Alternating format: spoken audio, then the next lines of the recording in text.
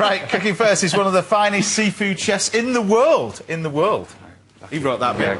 It's Nathan Outlaw. Yeah, well, you are. You are. There's not many. I think you're the only one, are you? With the fish chef with 2 Michelin stars? I think that's right, yeah. Especially in the UK. But... Well, no, you've got to prove it now. I put you up on a pedestal, you see. Yeah, pressure. So what's on the menu then? Right, so we've got this lovely sea bass fillet. You've got a nice brown crab here as well, which is already cooked. And then we're going to put it with some fennel, some orange, some tarragon. And we're going to make a nice mayonnaise sauce with the brown crab meat. Right. And then, yeah, that's basically the dishes. Okay. Nice and simple. Now, I know when you get the sea bass on first. Yep. This is a line-caught sea bass, isn't it? That's right, yeah, it's beautiful, beautiful piece of sea bass. But all I'm going to do is just trim it up, really. Right. Yeah, this is a nice sized piece of sea bass as well. Yeah. You know, people can, you know, farmed sea bass is a good alternative, there's nothing wrong with that, but if you can get wild sea bass, it's obviously much better. And all I'm going to do is, I want the skin to be quite crispy, so I've dried the skin off. That gets rid of all the moisture, and just add a little bit of salt on the flesh side. Is that just with a cloth you dried it off with? Yeah, it's just a bit. You know, if you prep it off and then just add it on the cloth and leave it in the fridge for about half an hour, that just dry the skin off. Okay.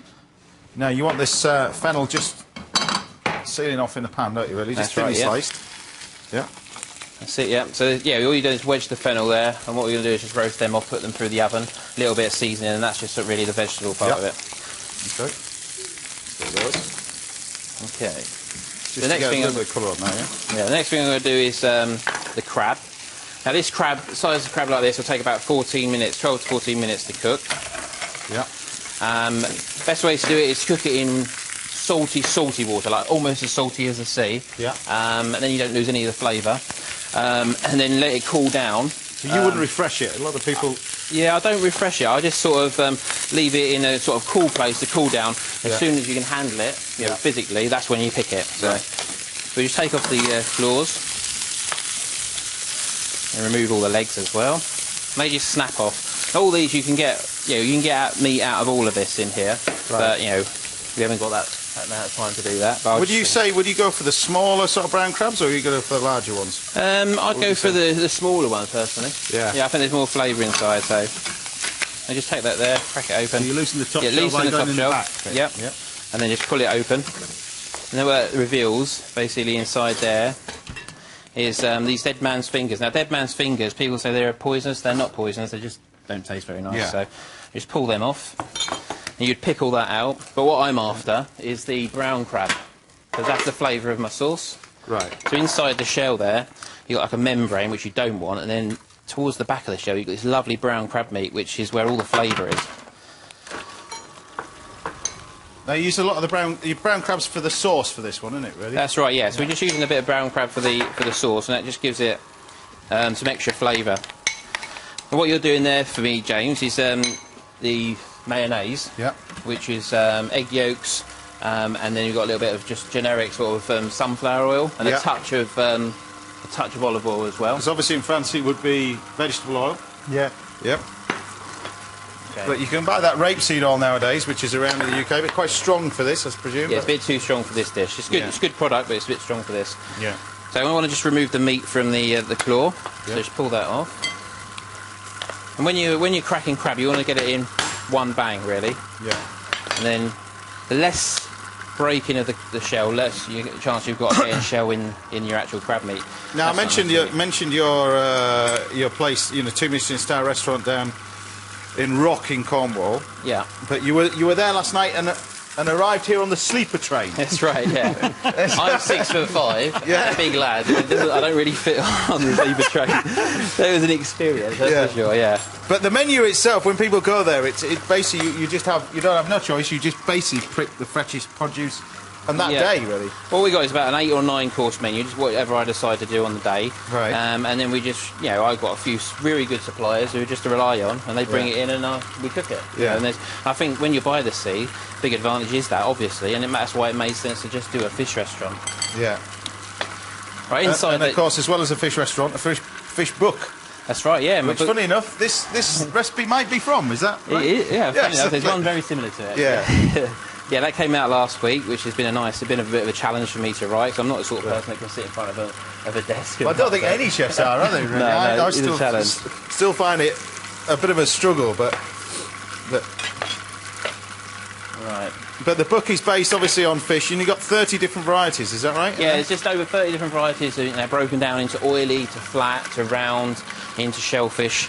So it's a nice book, and what it is, the reason why I wanted to write a book was to show people that fish is actually easier to cook. It's actually a convenience food. Cooks very quickly, as you can see here. Well, you're copying me. I did a little masterclass on how to cook fish properly, you see. Did you? Yeah, and I'm glad I'm doing it right, because that's how I did it last week.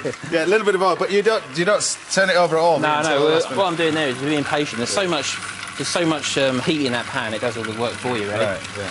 So what I'm doing here, just a little garnish. So we've got some orange segments. Yeah.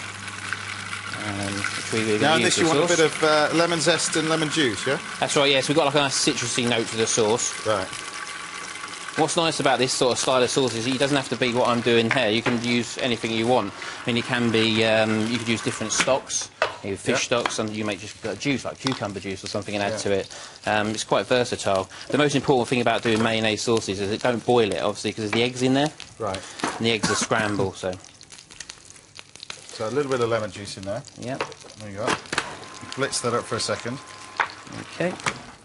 And that's ready when you are. Remember, if you'd like to ask a question on the show for any of our chefs today, then you can call this new number. That's 0330 123 1410. That's 0330 123 1410. Calls, remember, are charged at your standard network rate, and if we'll be able to put your questions to us live to these chefs a little bit later. So meat or fish, have a think about that. But talking about fish, you know, I think a lot of people are put off by the presentation.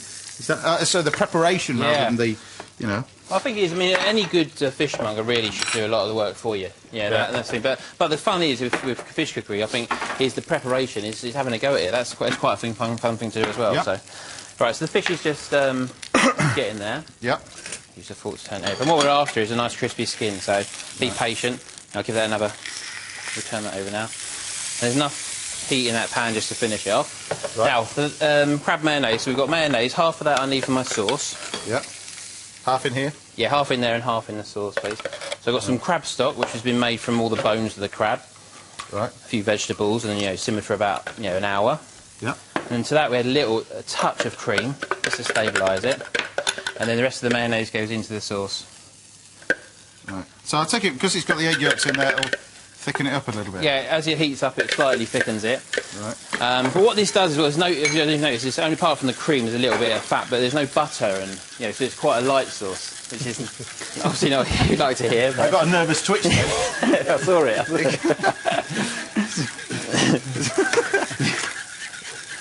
Lovely.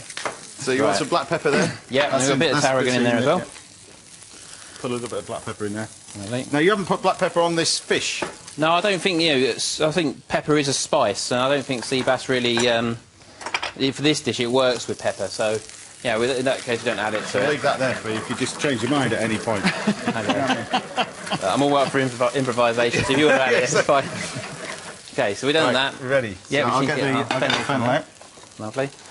At the last minute, as it just comes to the heat, as soon as you see steam coming off it, it's hot enough. We add a bit of this brown crab to it.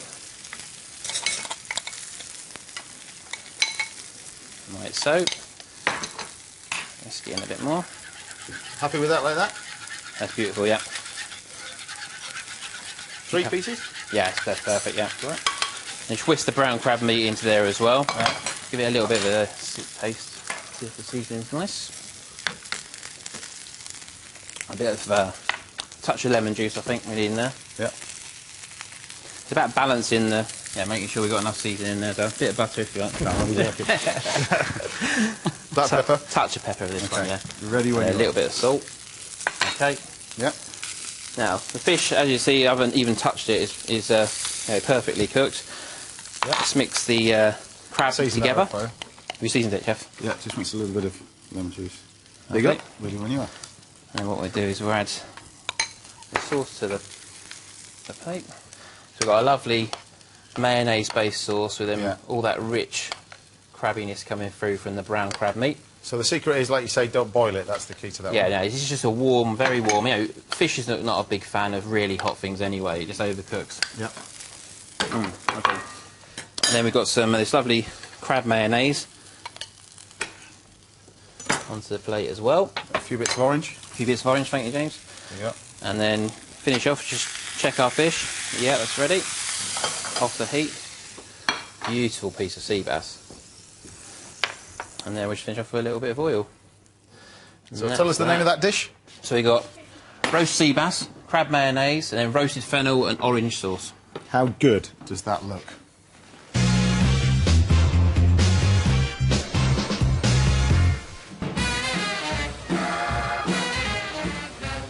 I'm Riverside in Henley-on-Thames, and my mission today is to find some great wines for this week's recipes.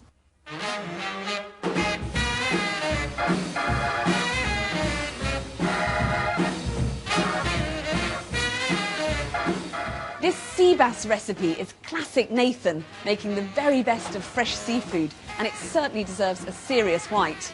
And I'm thinking Burgundy. Now, if you want to really splash out, then go for a Merceau. Something like this would be a serious treat.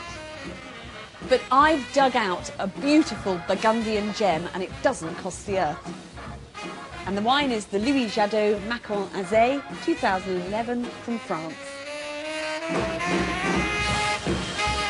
Fine white Burgundies, which are made from the Chardonnay grape, are often a dazzling choice with rich fish and crab dishes, but it's very rare to find such a good one at a really keen price.